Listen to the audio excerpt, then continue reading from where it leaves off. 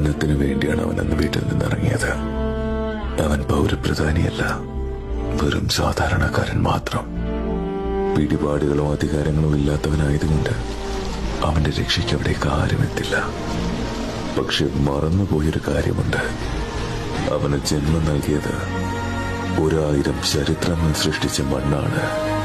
ഭൂമിയുടെ അടിവേര് പിഴുതെടുത്ത പ്രളയത്തിന് നേരെ നെഞ്ചു വിരിച്ചവർക്ക്, സോഷ്യൽ മീഡിയ കൺട്രോൾ റൂമുകളാക്കിയവർക്ക്, കൂടപ്പിറപ്പിനെ മരണത്തിൽ നിന്ന് കൈപിടിച്ച് കയറ്റാനുള്ള കരളുറപ്പുമുണ്ട്.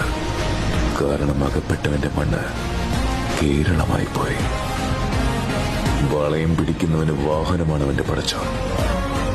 ഇന്നും ലക്ഷക്കണക്കിന് മനുഷ്യർ അവന്റെ ഹൃദയത്തിന്റെ തുടിപ്പ് അവസാനിക്കുന്നില്ല എന്ന് വിശ്വസിക്കുന്നതിന് കാരണവും ആ വാഹനം തന്നെയാണ്. നിനക്കായി ഞങ്ങളെത്തും.